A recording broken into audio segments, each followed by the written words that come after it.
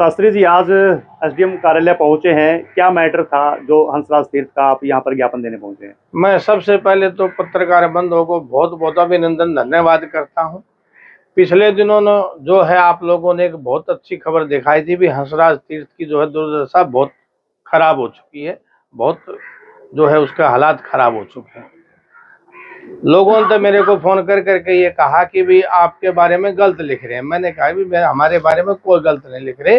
वास्तव में जो हंसराज तीर्थ की जो दुर्दशा है उसका जो कारण है वो जिन कुरुक्षेत्र विकास बोर्ड ने पैसा बजट आवंटित करके जो पैसा लगाना था 3 करोड़ 30 लाख रुपए जो मंजूर हुए थे, उनमें सबसे पहली गलती तो ये कि उन्होंने पहले भवन बढ़ाया, तालाब नहीं बढ़ाया।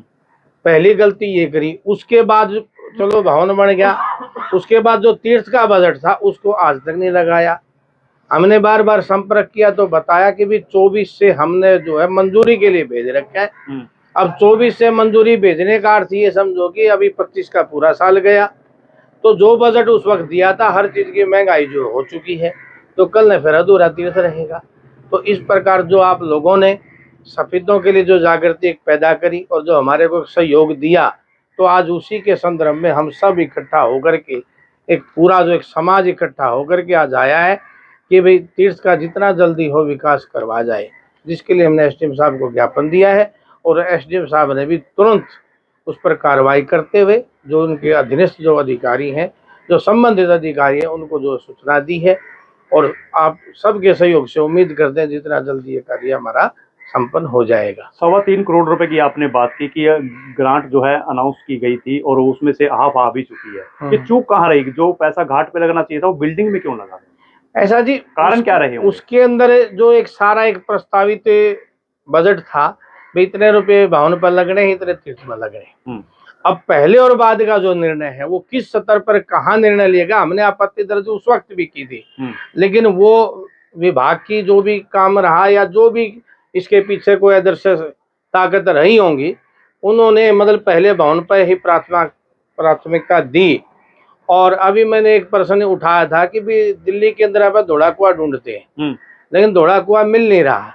तो कहीं ऐसा ना हो जाए भी 4 सरोवर थे सफेदों में, 4 में से मुश्किल से 2 तो आज मिल रहे हैं, एक का तो पता ही नहीं भी है कहाँ, और एक का भी आप राम सर की भी आवाज उठा रहे हैं। तो सफेदों की जो आन बान शान जो है वो 4 सरोवर है, तो इसलिए चारों सरोवर का विकास होना चाहिए और प्राथमिकता सरोवर पर होनी चाहिए। ठीक है, भवन जो बना है पहले या बाद में, लेकिन जो बजट बचा है उसके लिए इतनी देरी जो की गई, उसके लिए जो है बहुत गलत किया गया। जिनने भी किया गया उसके लिए हम उनको जो है धिक्कारते हैं कि ऐसा गलत काम उन्होंने नहीं करना चाहिए। शास्त्री जी, एसडीएम साहब ने क्या कहा? मांग पत्र लेके यहाँ पर पहुंचे थे। एसडीएम साहब ने तो यही कहा कि अपने जो कर्मचारी हैं, देश जो कर्मचारी है, संबंधित जो कर्मचारी, उनसे बात की है और उनकी जो भी कहते भी जितना जल्दी होगा हम इसको शुरू कराएंगे, ऐसा उन्होंने आश्वासन दिया है।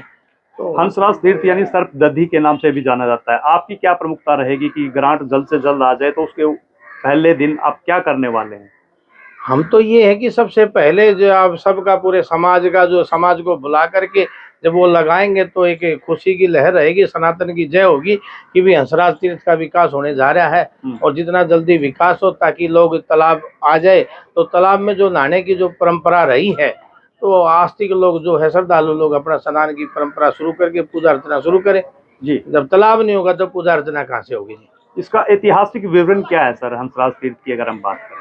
ऐसा जी, ऐतिहासिक वर्णन तो ये है कि भी सर्वदमनक जो स्थान आपका खुद सफेदों है, उसके राजस्व रिकॉर्ड के पहली पृष्ठ पर एक बात लिखी भी सफेदों के अंदर 4 सरोवर हैं जो ऐतिहासिक हैं और महाभारत कालीन उनका संबंध जुड़ा है। तो जो 4 सरोवर जब रेवेन्यू रिकॉर्ड जब स्टार्ट हुआ तो उसी वक्त जब अगर इनका जिक्र किया गया है तो वो एक ऐतिहासिक प्रमाण है। तो चारों सरोवर की अपनी महत्ता है और महाभारत कालीन महत्ता है इनकी। संजीव गौतम जी, आज जो आवाज उठा के चले थे, आज फिर एसडीएम कार्यालय पहुंचे हैं, एक मेमोरेंडम लेकर पहुंचे थे, क्या जवाब मिला और कितनी ग्रांट पेंडिंग थी, थोड़ा विस्तार से बताएं। सबसे पहले आप दोनों को धन्यवाद, मित्र साहब और जोगिंदर जी। मैं तो पिछले लगभग 2 वर्षों से नक्षत्र के पीछे पड़ा हुआ था नहा धो के। आप लोगों को धन्यवाद है कि आपने कहा कि रामसर तीर्थ भी मृत प्राय हो चुका है, तो आपने उस दिन वहाँ बुलाया, उसकी बात उठाया। फिर आपके ही कहने से मैंने महाराज जी को फ़ोन किया था और महाराज जी ने भी तुरंत कार्रवाई करते हुए यहाँ पर आकर ज्ञापन देने की तैयारी कर दी।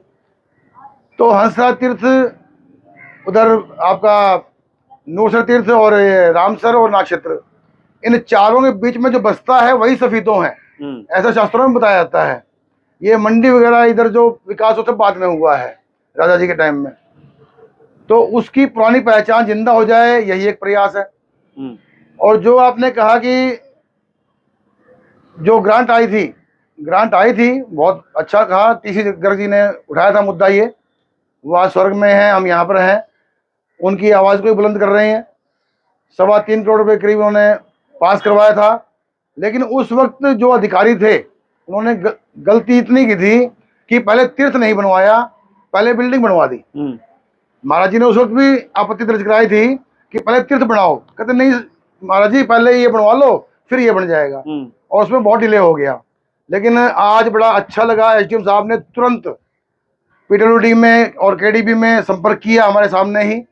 ऐसे ऐसे अधिकारी बड़े भाग्य से मिलते हैं और सफेदों का सौभाग्य है कि ऐसे अधिकारी में मिले हैं, और उम्मीद है कि बहुत जल्दी काम शुरू हो जाएगा। आज हंसराज तीर्थ के कुछ नुमाइंदे यहाँ पर पहुंचे थे कि जो बैलेंस ग्रांट बची हुई है उनको लेकर जल्द दिया जाए ताकि घाट का जीर्णोद्धार करवाया जा सके। हाँ जी बिल्कुल, उन्होंने हमारे संज्ञान में लाया। उसका फर्स्ट जो फेज़ का काम था, जैसे मल्टीपर्पज़ हॉल और जो बनना था वो कंप्लीट हो गया है। जो बैलेंस अमाउंट था, मेरी एसडीओ पीडब्ल्यूडी से भी बात हुई थी, तो उसमें जो मेन जो हमारा हंसराज तीर्थ जिस नाम से जाना जाता है उसका जो घाट का काम है वो अभी पीछे उन्होंने एस्टिमेट वगैरह बना के भेजा था, पर उसकी अप्रूवल आने में थोड़ा दिक्कत आ गई थी। तो उसमें हम केडीबी से और इनके हेड ऑफिस से भी दोनों से टाई अप कर लेंगे ताकि इसमें जल्द से जल्द ये पैसा रिलीज हो जाए और ये जल्दी इसका काम पूरा हो जाए, और जो हंसराज तीर्थ जिस चीज़ के लिए जाना जाता है वो कंप्लीट हम उसको करवा के दे सकें। सर, जैसे कि सफेदों में 4 तीर्थ हैं और उसमें से नागक्षेत्र सरोवर पर ही ज़्यादा मान्यता रहती है, लेकिन बाकी 3 को जो है उसकी तरफ ध्यान कम रहता है, तो उसके लिए आपकी तरफ से क्या प्रयास रहने वाले हैं? नहीं, उसमें हम बिल्कुल हर चारों के लिए प्रयासरत रहेंगे, और जैसा कि आपने कहा नागक्षेत्र में ज़्यादा रहता है, तो सही बात है, इसका जिक्र महाभारत से है, तो हमारा प्रथम तो उसको फोकस इस पे है ही है, वो रहेगा। पर इसका मतलब ये नहीं है कि बाकियों को हम किसी तरह भी अंडरमाइन करें। तो हम इन्हें चारों को डेफिनेटली, हमारी पूरी कोशिश रहेगी कि चारों को हम पूरी तरह से जीर्णोद्धार करके उनको सही उनका स्थान दिलवा सकें।